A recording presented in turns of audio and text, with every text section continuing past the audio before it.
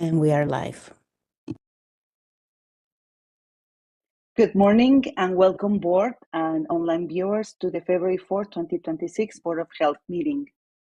The board meeting is officially called to order at 8 a.m. And this virtual meeting is being streamed via YouTube and will be rebroadcasted later on Facebook. Due to sickness and other issues with our boards, we don't meet quorum, so the voting and approval for our minutes from January's meeting will be postponed to next meeting in March 4th. And with this, we'll go to the chair's business updates. The health observances and awareness for this month. Today, February 4th, is the World Cancer Day. This year for the 2026, the theme is United by Unique. It defines the crucial role or personalized, patient-centered care in the fight against cancer. With this is the highlight of and the importance of adapting cancer treatments to cater to the unique needs of each individual. This is really important. And then we have the American Heart Month, that also with the American Heart Association, we'll have the Go Red for Women movement during this month. This awareness brings prevention and early diagnosis and treatment to the leading cause of death for both women and men globally. Also, the Raynaud's Awareness Month, annual campaign to bring awareness and to think about shed light to the Raynaud's phenomenon. It may seem strange, but it's a common vasospastic. That means a vascular disorder that affects probably up to 5% of our community members. So let's be aware of that. And also for observances, this is Black History Month that honors the achievement and struggles of the Black African American community, and as well the Teen Dating Violence Awareness Month. And why do I bring this to the table? Because nearly 10% of teenagers through the US are affected by violence while dating. So let's take the time to talk to our teenagers and let them learn what is a healthy relationship and remind those affected by this that they are not by themselves, they are not alone. And to end this awareness, Spay and Neuter Awareness Month, remember, let's be responsible pet owners to reduce the number of homeless animals and prevent overpopulation. As most of the country continues experiencing extreme cold weather, and we're witnesses to that, as is the majority of the US, the community continues to be at high risk for upper respiratory viral infections. In the US, by January 30th, 2026, the amount of acute respiratory illness causing people to seek healthcare is now at a moderate level. Our last meeting, it was really getting too high. Seasonal influenzas, nevertheless, remains elevated nationally and locally, as we read with our director's update report. The RSV activity is elevated, and this is concerning because it's elevated in many areas of the country. And, the population at higher risk is under 1 year, but also kids from 1 to 4 years. The hospitalizations are high among infants less than 1 year. And this information, I bring it to the table because with maternal immunization and early respiratory syncytial virus antibodies for babies, this can be prevented. So let's be aware of that.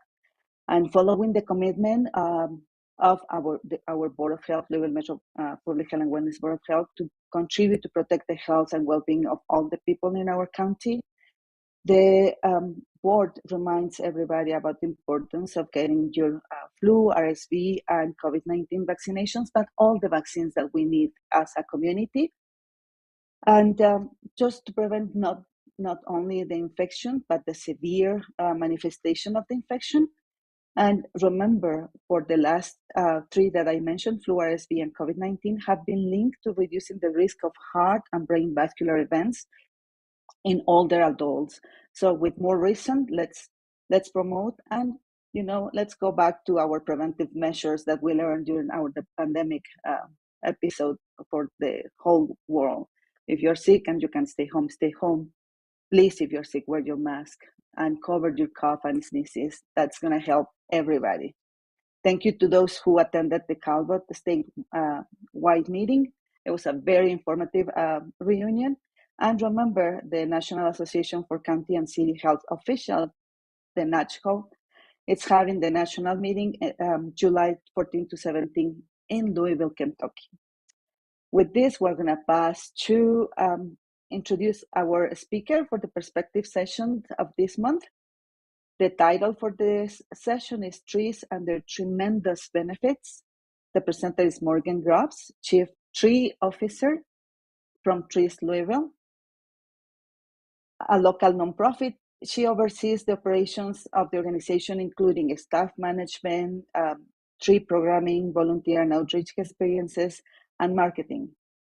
She is an ISA certified arborist with the tree risk assessment qualification. In addition to her management role, she also develops tree landscapes for private landowners, keep in mind, and assists in planting and maintenance of these projects. With the right tree place mindset, Morgan has a Bachelor's of Science from Indiana University in Environmental Management and over 15 years experience in environmental work. Today, I present to you Ms. Morgan Grubbs. Welcome, Ms. Morgan. If you have a presentation that you would like to share, please do so. At this time, I yield the floor to you. You have 20 minutes for presentation. Okay, great. Thank you, everyone. I'm also slightly under the weather on the ups, but forgive me if I sound a little congested. I'm going to share my slides with you all real quick. Let's see.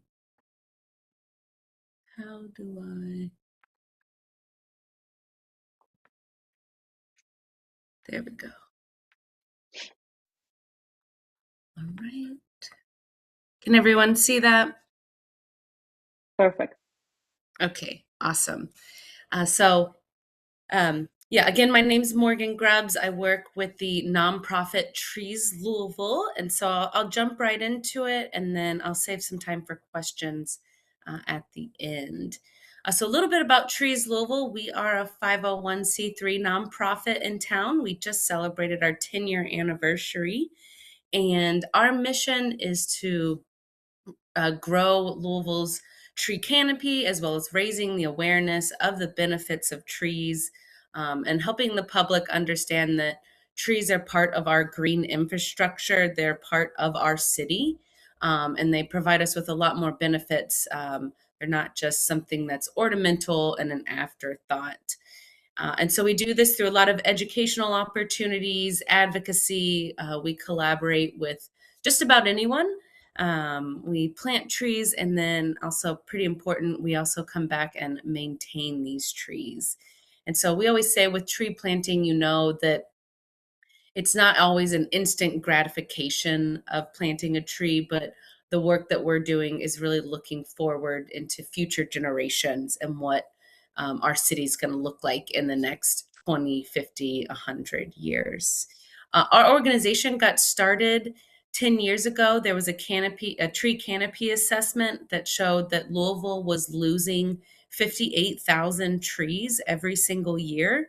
That equals about 820 acres of trees lost every year. And to put that in perspective, that's about double the size of Cherokee Park in tree loss. And so lots of factors for that: development, storms, people not replacing trees. We have the emerald ash borer. And so we were brought on to help change that. And since we have been around, we have been able to increase our tree canopy. So that's very exciting stuff. And we're going to have a new tree canopy assessment coming out here shortly so that we can compare how we've been doing over the years. So this is a map of Jefferson County. This gives us an idea of where canopy is seen in Louisville. For those who aren't super familiar with trees, when you use the term canopy, what you're referring to is how much of the land is covered by trees in the middle of summer. So we have some areas of Louisville that have a canopy of over 60%. We have some areas of Louisville that have a canopy as low as 11%. So it really varies in which area you are of Louisville. Some has to do with our park system, as well as less development.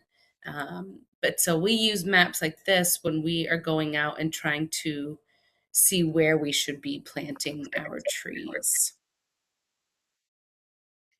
And so, where is plantable space in Louisville? The majority of it is on privately owned land. So, in Louisville, almost 70% of all plantable space is seen on privately owned land. And so, it's a big reason we focus heavily on privately owned land. We plant at schools, churches, places of business.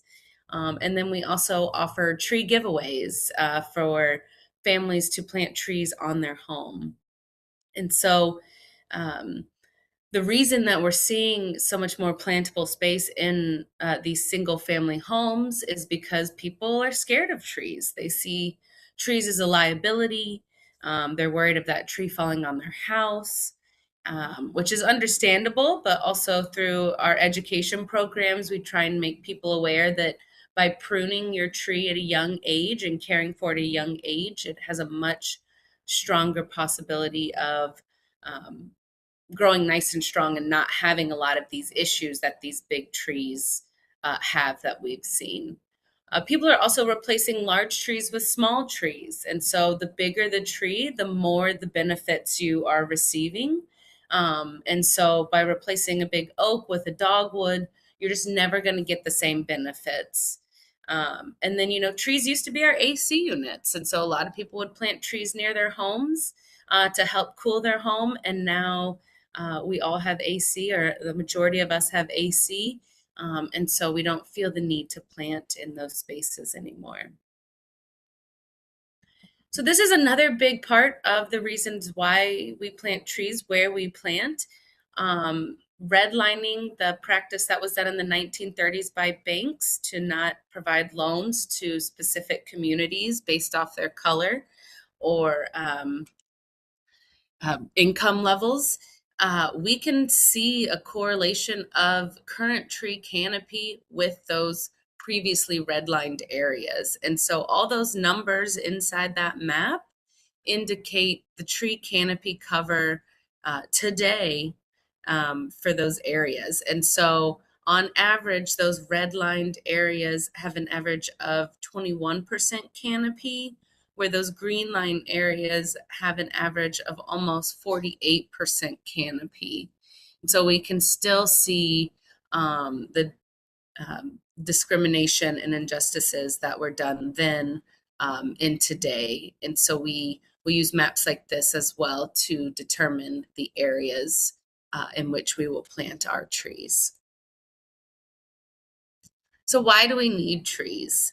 I mentioned that they're part of our green infrastructure, and that's true. But they do so much more for us in so many different ways. And so for the environmental purpose, that's usually what people think. They think oxygen, right?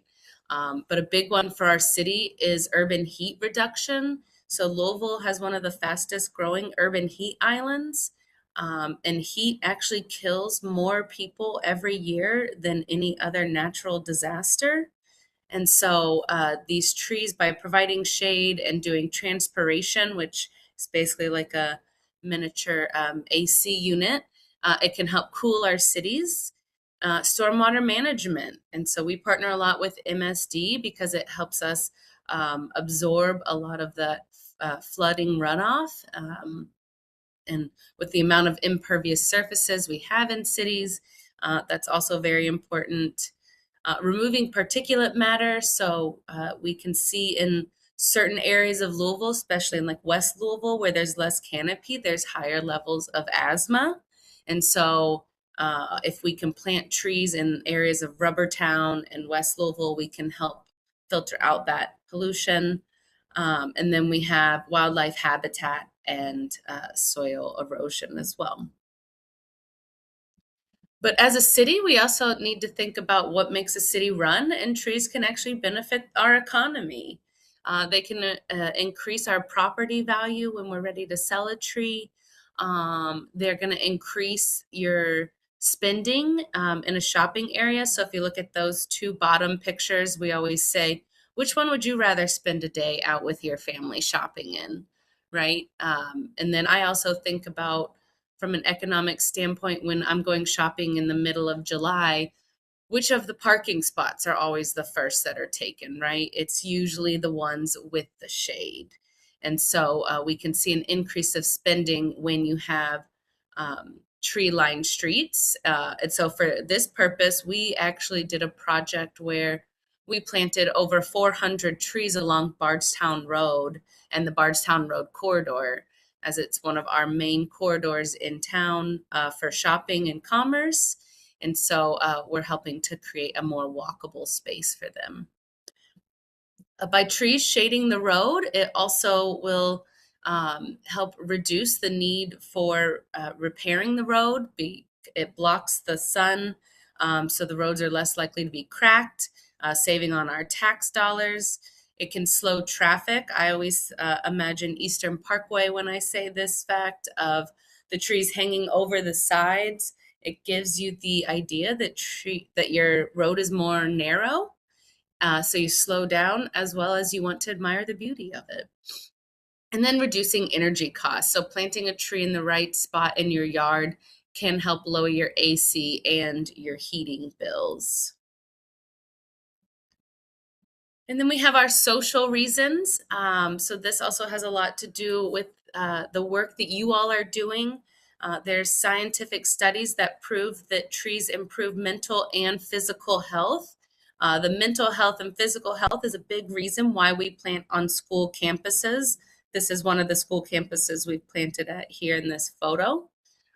There was a big study that showed that trees reduce healing time. And so if a patient is able to look out their window and see trees versus looking out their window and only seeing another building, their healing time reduced. And then a big one too is when you have a robust tree canopy in your neighborhood, it's more walkable. It means you're going to spend more time outside and you're going to get to know your neighbors. And I know we see a lot of lack of that in recent times, but there is scientific proof that by having nice trees in your neighborhood, you're going to spend more time, you're going to get to know your neighbors, you're going to be outside walking, and then that also will lead to a reduced crime rate. And so again, all these are things that have been proven with the benefits of trees. So again, just a little bit about what we do. Obviously, we are planting trees, and so in some of our more exciting recent projects, we have started doing sidewalk cuts. And so we recognize that there's a lot of areas in Louisville that have double wide sidewalks. Fun fact, that was because of the time of tuberculosis when we were all told everyone needs open air. And so we're actually going through and removing some of that concrete and being able to add trees. So I mentioned we did that at Bardstown Road. We've also been doing it at Shelby Street and Logan Street, working with the Kentucky Transportation Cabinet. In the middle picture here, we also mentioned the Kentucky Transportation Cabinet. So we will plant on ramps, exit ramps, highway goers. And so these areas that are highly visible, but also highly polluted. So choosing really robust trees that can go into those areas and help filter out that pollution while also just adding some nice aesthetics as we have folks driving through our city. And then, as I mentioned, we do mainly focus on large privately owned land. And so we've actually planted at over 100 JCPS schools. This is a planting at one of the YMCAs. And here is what a decade of planting looks like for us. So over the past decade, we have planted over 14,000 trees and distributed through our tree giveaways an additional 15,000 trees. And so you could see we have some very large projects, some smaller ones. We've really planted all over Jefferson County. But if you think back to that canopy map where the lower canopy was in west and central, west, southwest Louisville, that has been our main focus. I mentioned maintaining briefly. This is so important when it comes to having a safe and robust tree canopy. Watering your tree the first year after it's planted. So we've been starting to receive more funding that allows us to do that. Mulching your tree is one of the best things that you can do for your tree. It's a natural fertilizer. You can get a lot of it for free if you ever need it.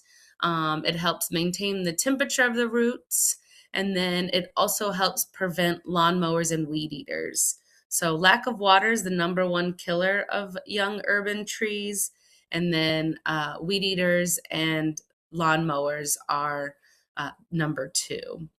And then also pruning your tree while it's young. So you want to establish a safe and healthy structure of your tree.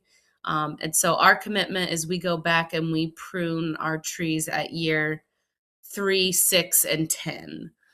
We're a pretty small organization, so we don't have all of the equipment to prune anything much larger, but we do anything that we can from the ground.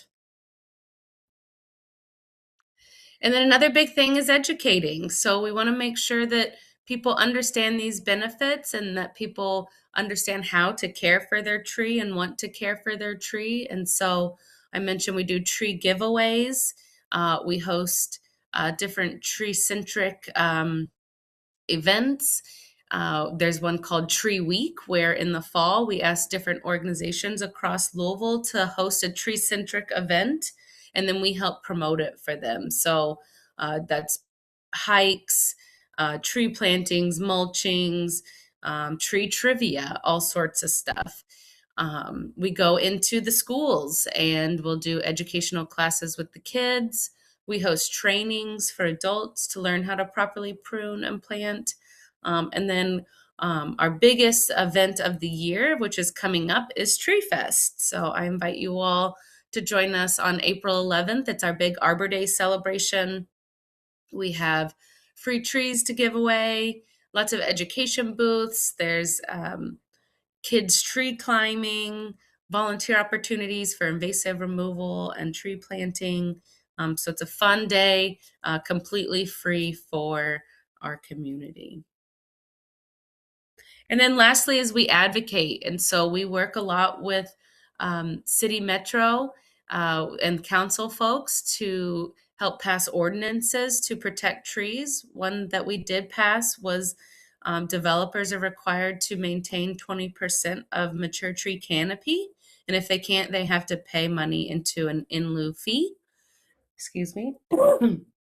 And then we have the Louisville Tree Plan, which we just published, which is Louisville's newest urban forest master plan. And so we're trying to create a 20 to 50 year plan of what Louisville's tree canopy should look like. And so we're currently working on changing the street tree ordinance so that the city is now responsible to maintain street trees, because at this moment it falls to the property owner. So we do work with government to try and help our community. All right, any questions? Thank you all. Thank you so much, Morgan. Do we have any questions or comments for Ms. Grubbs? Yeah, this is Bart Irwin from Family Health Centers. I'd like to thank Morgan and her crew. They've been planting trees on our 8-acre campus for several years, and most recently they put a line of trees between the sidewalk and our property on the west side of the campus. So if you've been to our Portland campus, it really is a shady oasis in the heart of Portland. Yes, thank you. We're actually going to be planting another, we're going to do a second round here later this spring. Great. Those are great news. And you also train people to plant trees along yourself during your campaigns, don't you? Yes, we do.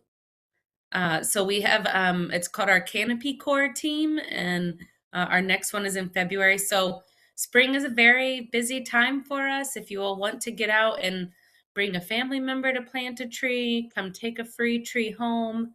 Do follow us on social media or get on our newsletter. But yeah, starting end of February through April, we'll be having events almost every weekend and lots of opportunities to learn.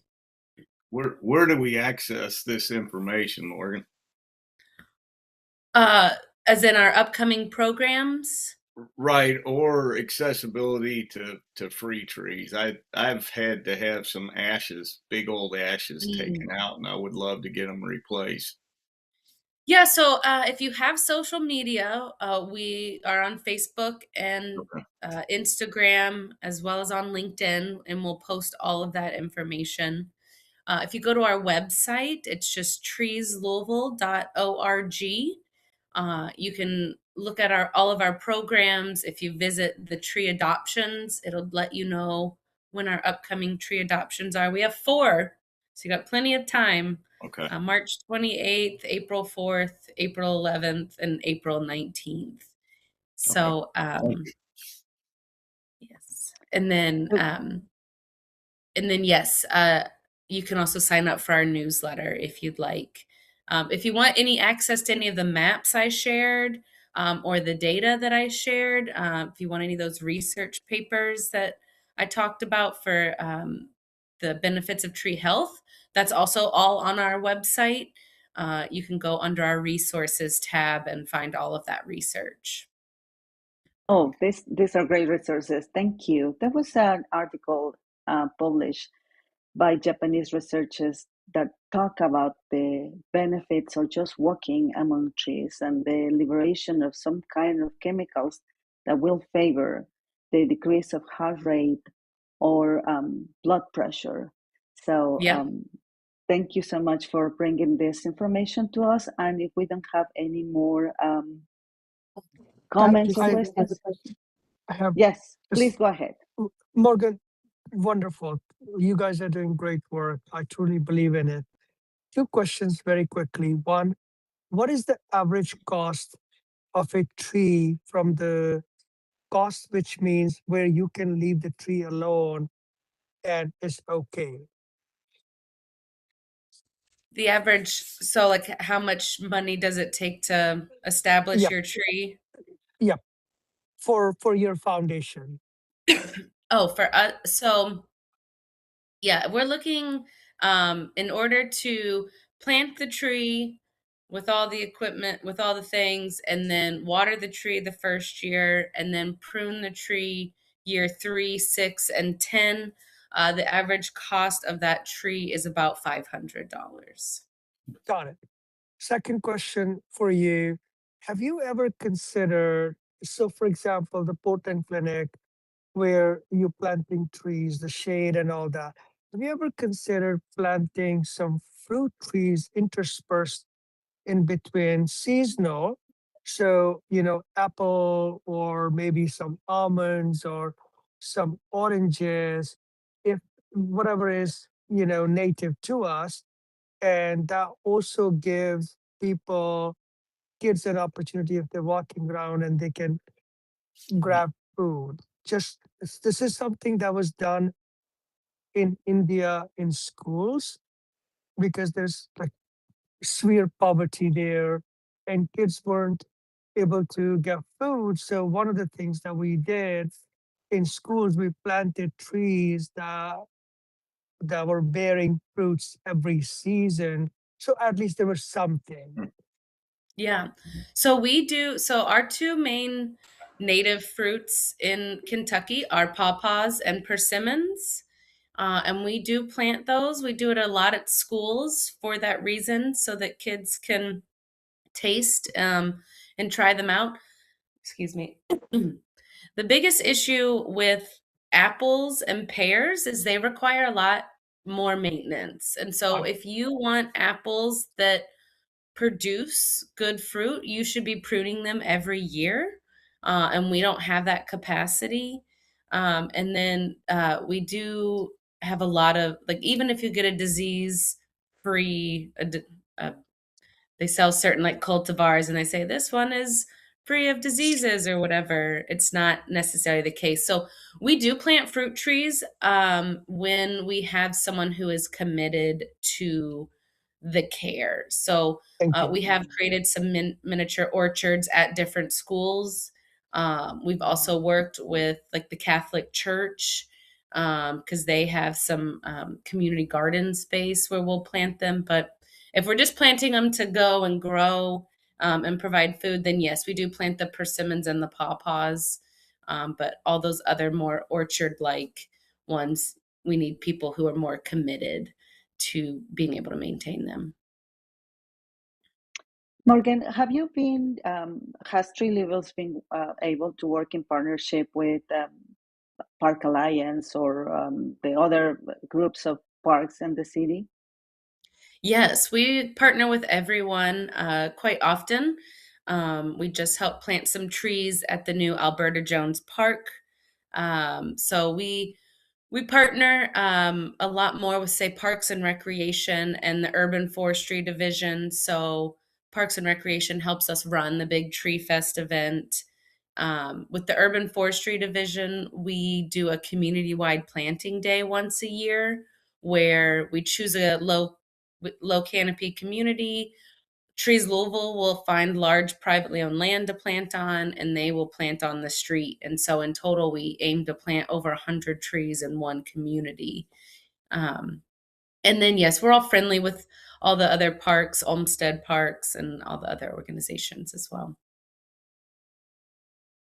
Thank you. Working in partnership is the key to biggest impact. Do we have anybody else with comments or questions? And if not, I want to. Yes, go ahead, Dr. I Eccles. just want to say really quickly that you guys do really amazing work. I think like this board over the last few years, we talk a lot about the tree canopy. And I think that Louisville as a city, because of organizations like yours, really a lot because of Trees Louisville, we put a lot of effort into really trying to, even though we're an urban city, trying to really bring back that tree canopy, and the education and the events that you all do are amazing. So any way that, you have a lot of partnerships, but I just want to say personally, thank you. As a citizen of the city, you do really Thank great you. work. Awesome. Thank you, guys. Thank you so much. And it was Dr. Eccles who facilitated the invitation to Ms. Grubbs for today's participation. Thank you so much. This has been a really enlightening and with a lot of information could be shared and to celebrate. Thank you, Ms. Grubbs. And with this, we're gonna is the mayor, the deputy mayor back? No. So we're gonna pass to I'm gonna yield the floor to our Louisville Metropolitan Health and Wellness Chief Health Strategist, Ms. Connie Mendel, who will share with us the highlights for the director's report. Ms. Mendel, I yield the floor to you. Good morning. Thank you. I hope everyone is doing well on this cold day. You all have a copy of the report in the materials that Ms. Arlana sent out earlier today. So adding on to what our chair shared earlier as far as cases of respiratory viruses and other illnesses, our dashboard is currently showing more than 7,000 cases of flu that have been reported since the end of September. So, and additionally, we've seen at least 30 outbreaks in residential congregate settings, which include, or some are residential, some are non-residential schools, childcare, long-term care facilities. So, we are certainly concerned about our residents. We encourage everyone 6 months and older to get a flu shot. We also encourage everyone to use those skills that we learned so well during COVID. Please stay home when you're sick so these viruses don't spread. Be sure to wash your hands frequently, particularly before eating. Be Practice social distancing. Again, things that we learned so well, and then utilize a face covering when you're recovering from flu or when you're in crowded spaces.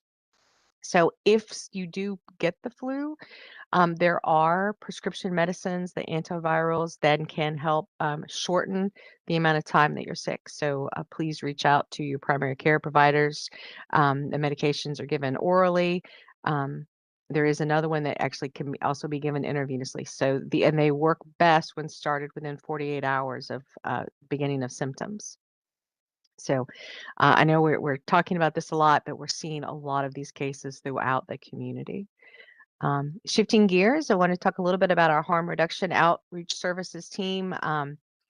Again, information in the report, but we are increasing our hepatitis C surveillance and testing. We can now offer PCR testing to detect infections. So Kentucky has some of the highest rates of hepatitis C in the country, with over 2,000 cases a year. So with our new equipment and testing, we can provide a definitive test. And so our participants receive an on-site confirmatory test, which prevents delays in initiation of treatment. And then we can connect those our clients to medical treatment when they test positive. So, and you'll be hearing more about the work that we're doing around hepatitis C in this coming year with our strategic plan. Next topic, we'll talk a little bit about our quick response team. We are just extremely fortunate to have some really dedicated staff working on our quick response team to prevent overdoses and deaths. So we're working to connect people to treatment and other resources. So for us, Louisville EMS and fire send us a list of referrals, and our team go visit people where they live or where they work. And so these are folks that have experienced an overdose, and our goal is to visit them within 72 hours and provide naloxone, the reversal medication, or Narcan, to the members or their family members. We also provide fentanyl test strips, referrals for medication to use for opioid use disorder or other treatment services, education, anything we can do to keep these people alive, and also provide resources including mental and physical health care, utility assistant, housing, food, anything to meet their immediate needs. So in 2025, our quick response team visited over 1,600 individuals who had experienced an overdose, and they provided almost 900 units of Narcan, referred 89 to treatment, and then 199 individuals referred to other services. So again, it's a fantastic team. If you'd like, I would more than happy to share more information about our quick response team, our harm reduction services, or anything else that's included in the report. And now I'm going to pass it on to Dr. Single. Good morning, everyone. Connie wanted me to speak. This is Glaucoma Month, Glaucoma Awareness Month. But I'm going to just take a broader stroke here and recite some facts. So, vision impairment, preventable vision impairment. There are over 1 billion people on this earth who have preventable vision impairment, which includes refractive error, glaucoma, diabetes, cataract. And all of these conditions, if treated in time, if treated appropriately, can lead to resolving this problem of preventable blindness on this earth.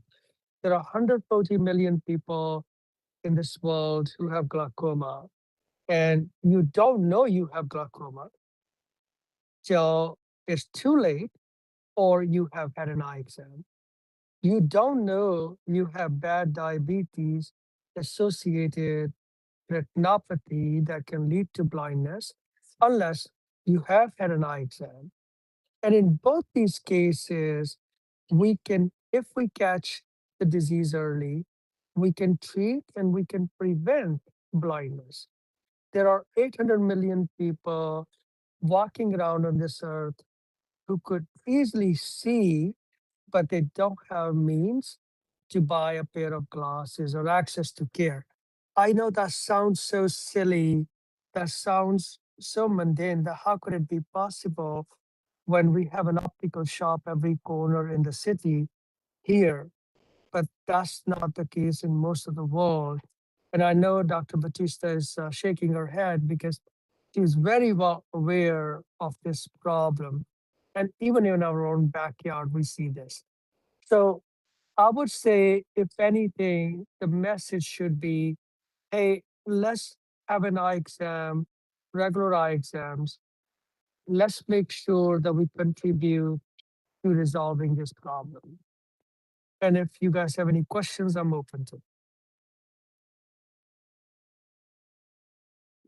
Thank you so much for both Ms. Mendel and Dr. Singhal for your sharing information. I'm going to the mayor's office update. Now I yield the floor to Deputy Mayor Nicole George. Thank you, Chair. Good morning, everyone. I don't have any significant update. Just certainly enjoy hearing the reports and enjoyed the tree presentation. I know there's a lot of discussion around trees, given that the Urban Forest Master Plan is before Metro Council at the moment. So no time like the present in the middle of a snowstorm to be discussing trees. Thank you. Thank you so much, Deputy Mayor. We go to family health centers. Now I yield the floor to Dr. Bart Irwin. Thank you very much. I have some good news today. The federal budget has included and has passed with $340 million increase for community health centers. There are about 1,500 community health center organizations across the country. We're waiting to see how HRSA and the Bureau of Primary Health Care plan to use that money, but that's good news. Also, after 33 years at Family Health Centers, I am going to be retiring at the end of May of this year. But I'm happy to announce that last Monday, the Board of Governors from Family Health Centers has hired Sam Riddick, who is our CFO and has been our CFO for 11 years. He's very committed and very familiar with the operations of Family Health Center. Sam has a degree in counseling psychology and has a master's of business administration, both from the University of Louisville. He has served both in the corporate world and the nonprofit world, so he's got good experience in both. And among other things, Sam is the current board chair of the Center for Women and Families. So I think the board has made a great choice, and I know that Sam looks forward to working with the Board of Health in the future.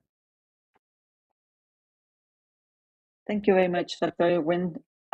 Let's go to healthcare coverage and outreach. Now I yield the floor to Ms. Ashley Shoemaker. Yes, so the coalition met on the main topics of conversation were drop in membership during the quarter of 25. We saw that person counter several months that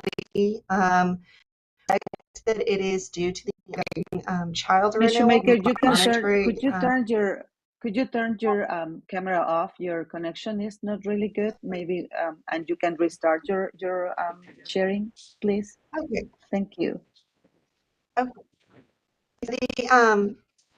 The coalition met on December 8th. The main topic of conversation was the Medicaid membership.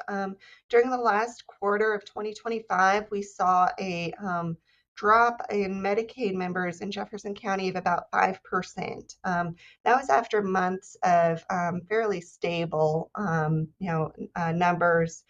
We suspect that is due to the ongoing child renewals, and we are monitoring that situation. We also discussed Marketplace open enrollment, which ended on January 15th. I had previously reported here that before open enrollment, we were expecting as many as 20% of people to terminate their plans because of the expiration of the enhanced tax subsidies. I am happy to report that in Jefferson County as well as statewide, we only saw about an 8% drop in enrollment. So that is a major success in Jefferson County. Just under 18,000 people enrolled in marketplace plans. We are also monitoring House Bill 2, which was filed in the General Assembly a couple weeks ago. This is a large Medicaid bill that is based on recommendations from the Medicaid Oversight Advisory Board. It has some positive aspects to it, including requirements for better MCO network adequacy, restrictions on unnecessary provider audits, and a dental carve-out, which would change dental from a managed care organization model to an administrative services organization model. This would increase provider networks for dental, as well as increase reimbursement rates for dentists to accept Medicaid. It also has some aspects to it that are problematic that we are monitoring, including Medicaid copays that are actually around $20 for most services.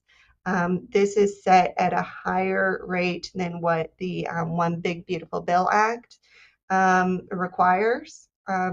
It also prohibits members from self-attesting to income, residency, and age, which would mean an increase in paperwork for members, that they would have to submit more paperwork and more verifications.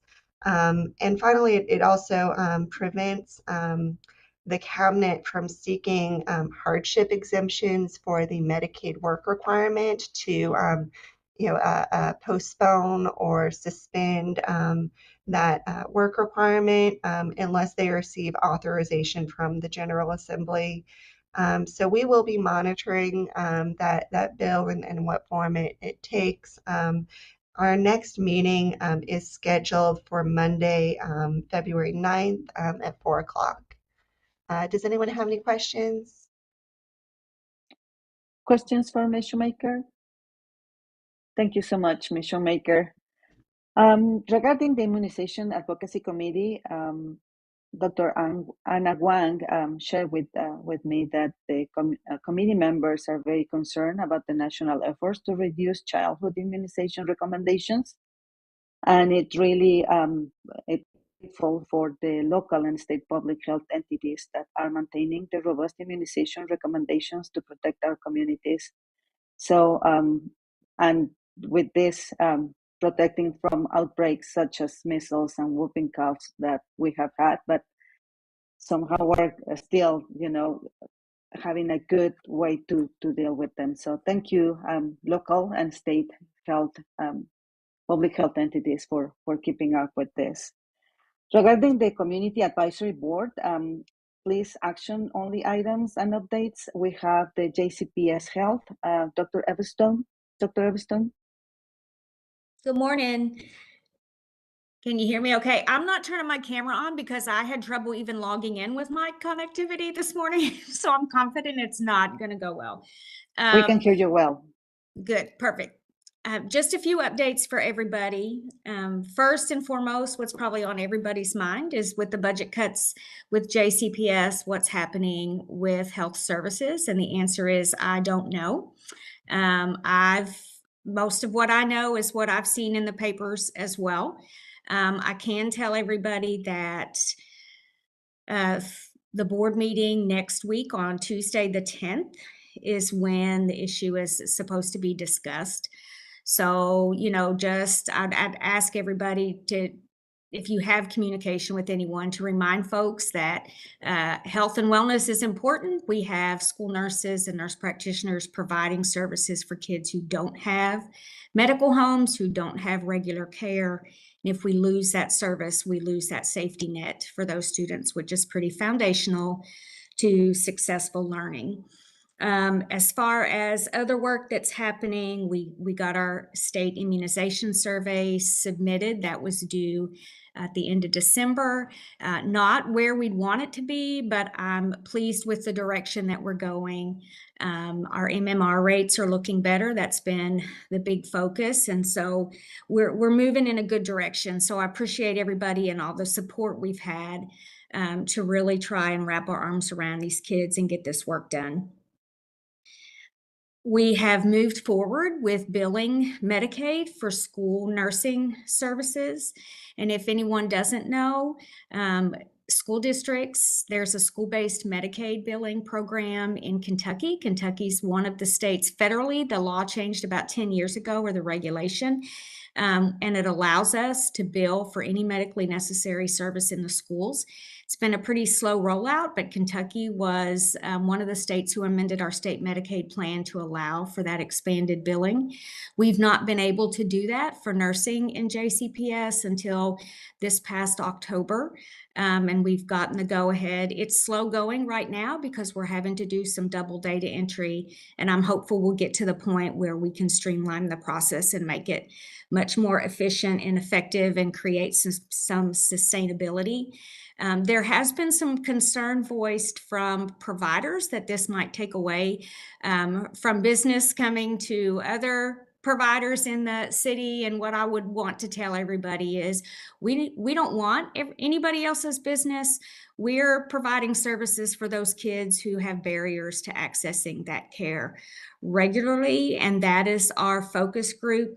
Our intention is not to duplicate services. It is to be a safety net. And so that's the work that's happening. We've had 157 dental clinic days so far in the district. I'm really proud of the work. Again, not to take away from providers. These are kids who aren't regularly receiving dental care. There's been nearly 4,000 students seen. Just over 3,900 students have been seen in the clinics. 5,200 sealants, over 800 cavities filled. And so some good work happening to try and help prevent kids from missing school for dental related issues. And then we've had 16 vision clinics. Dr. Single's on here. Thanks. Big shout out to Dr. Single and his foundation, because this has become a critical service, glasses in classes program. And Dr. Single's been instrumental in helping us get glasses to students. And so that is a huge undertaking, but it's really great work. And other than that, that's a bit about what's going on. I'm happy to take questions if anybody has any. Do we have any questions? Yeah, I had a question. Where are you getting pushback from people about you might be taking business away from various providers? And the reason I ask is there's such a tremendous healthcare provider shortage across all fields and specialties. I can't imagine it's coming from my colleagues. There has been some, I think maybe just a few. The communication that's come back to me has come through a couple of our larger healthcare systems. And I don't know if they're just one-off providers that have asked questions or, but yeah, the healthcare system at large, some of our larger providers have questioned. And then there's been some concern raised as well with us having school nurse practitioners, that it might take away from some of our local clinics. And again, that is just not the intent or the case. We have lots of need that it just takes all of us to fill.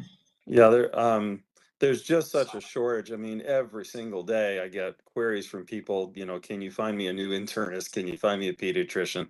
If you get any additional, feedback like that, please feel free to reach out to me and I'll see if I can help, address it or find ways we can coordinate better. But frankly, you all are providing a, tremendous stopgap measure, because even for people who are seeking care, we just have such a terrible problem with access. And it's not just a Louisville problem, but it's particularly acute here. I appreciate you saying that, and I will reach out. It is, and I appreciate what you say about the dearth of care, because I don't think prospectively people realize how much folks are going without health care. So Oh, yeah. thanks. Mhm. Thank you, Dr. Albert. Do we have any more questions or comments for Dr. Stone? Dr. Single has his Anything? hands raised, Chair. Dr. Single, please go ahead. I think Dr. Goldberg, I think you sort of helped with what I was going to say. I truly appreciate you saying that. And I think I have faced this throughout my career. I can tell you, if I go to operate in Nigeria or Belize or Guatemala or India, the local surgeons have always looked at me as you taking business away, even though I wasn't operating on anyone who was paying. So I think there's always that little something, and I don't know how we can help. And I truly appreciate you telling Eva, Dr. Stone, to reach out to you when there is such a thing, so we can nip that in the bud, because the school providing that care in the school, I call that the fourth pillar, of providing education, food, education, of course, food and transportation, but then healthcare. So many of our JCPS students don't have access to healthcare. They don't have a medical home. And Eva's team has made a tremendous difference in the last 5 years, and especially the last 3 years. I have seen this transformative changes. So thank you so much for offering to support her. And can I Thank say you one so more much. thing?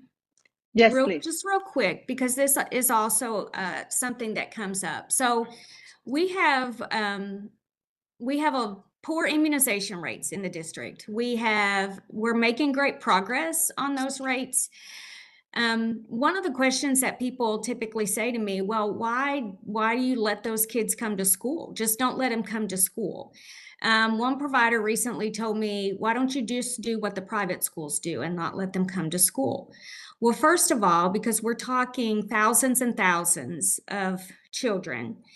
And we need to realize many of these kids are kids that have Medicaid or have no insurance, and so they don't have an easy place to go. And they're coming to school for things like food and a warm, safe place, in addition to being educated. And so what we're trying to do is build systems that will support letting kids come to school and getting them vaccinated, rather than kicking them out of school and putting them more at a disadvantage because they get behind academically. Eva, so well said. Thank you so much for saying that. This is a constant thing. We are in meetings and we are told, well, why don't you? Eva, thank you so much for saying that. Thank you so Thank you. much, Dr. Stone. Thank you so much, Dr. Goldberg and Dr. Single, for supporting this great work that the JCPS Health team is doing, and that safety net that is being built for the part of the community that needs it the most. So thank you so much. Appreciate that. And we'll go now to the Greater Louisville Medical Society. I will yield the floor to Dr. Jeffrey Goldberg. Dr. Goldberg. Briefly, the legislature's in session, so it's certainly a very busy time.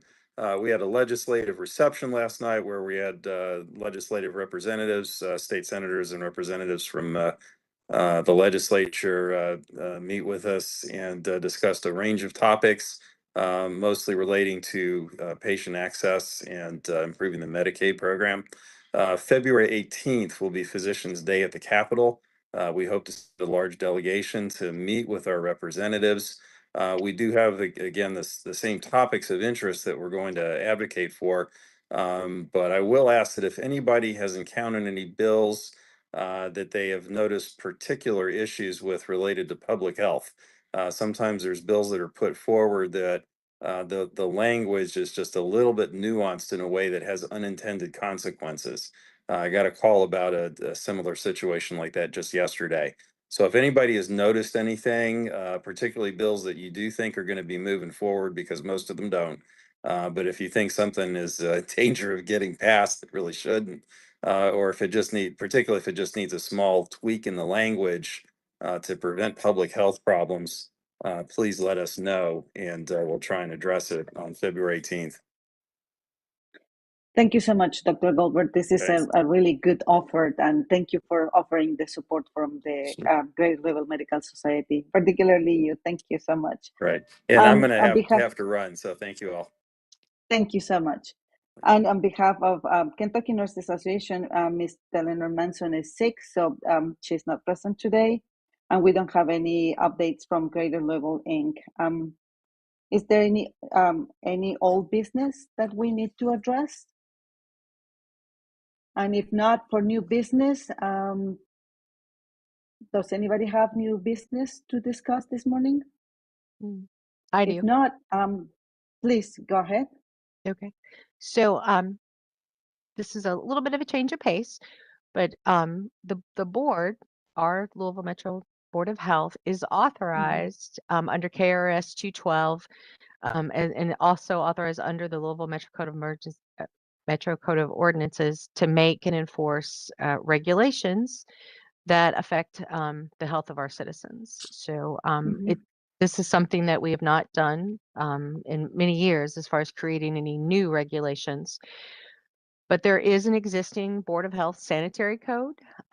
So the department is requesting an approval of fee changes. So so Chapter 900 of the sanitary code relates to swimming pools. And with that, our department has a program. There is a local health permit for swimming pools.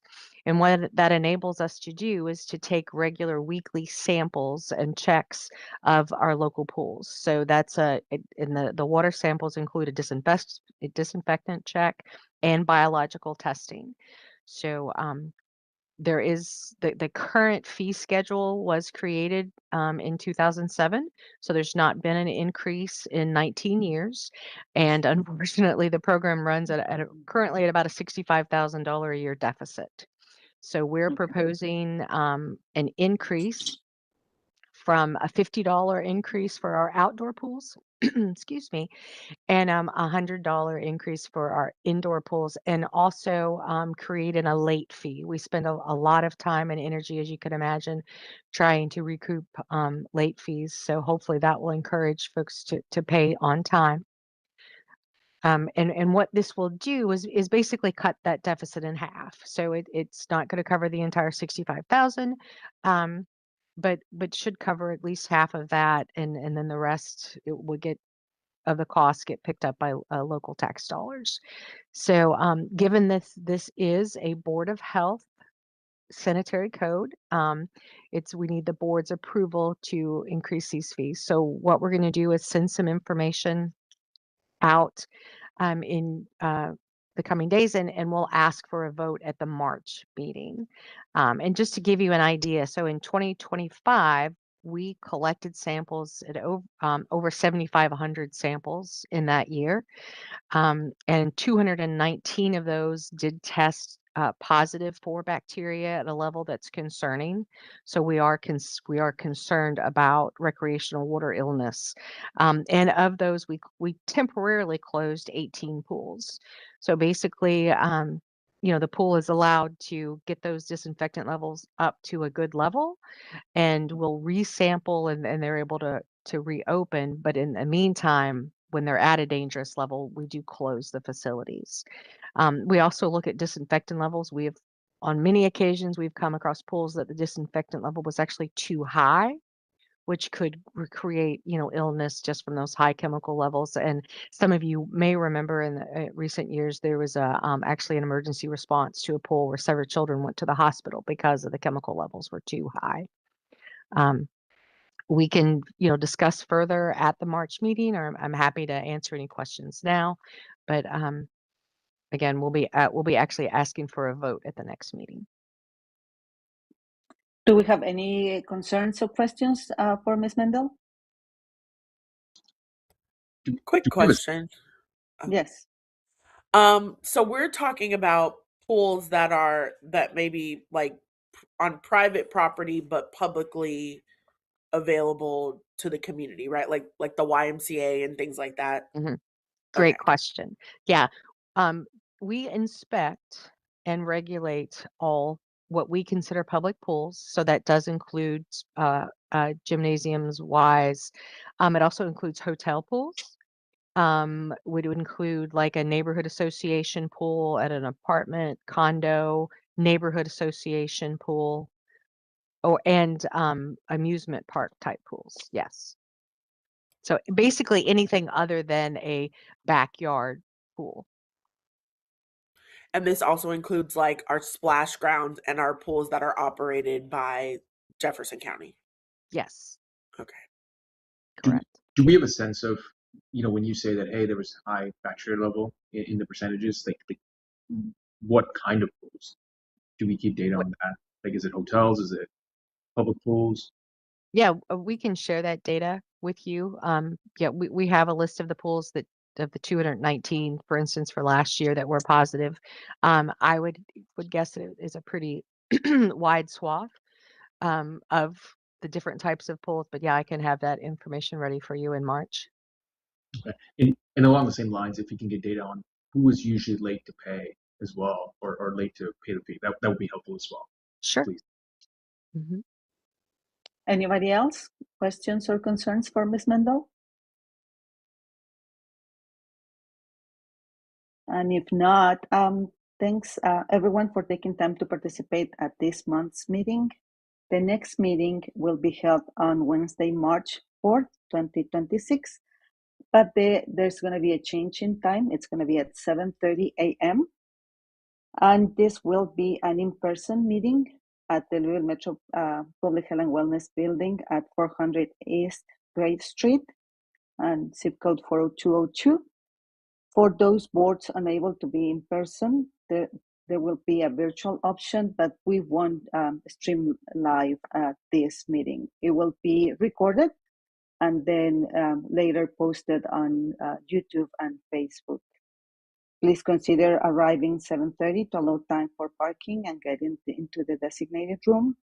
And this is very important. Your presence is very important. We need to brainstorm about the Board of Health contribution and support of the strategic plan that Louisville Metro has. And I would like to read, the initiatives and priorities for 2026, just to keep in mind, and we will send them to you also. For 2026, year-round, the initiatives and priorities are the reduction of hepatitis C, and we now were reminded of why this is important. The increase of childhood immunizations, and we also talk about it, the support for the reduction of lead-elevated blood levels for children and pregnant individuals, reduction of underage tobacco sales, and enforcement of the tobacco license. So these are things that we will be brainstorming and discussing. And if there is no further business, anybody? The meeting is officially adjourned. Thank you so much. Take care. Have a warm and safe Wednesday and rest of the week. And thanks again. We'll see you next month. Thank you. Thank you so much. Thank you. Bye. Bye.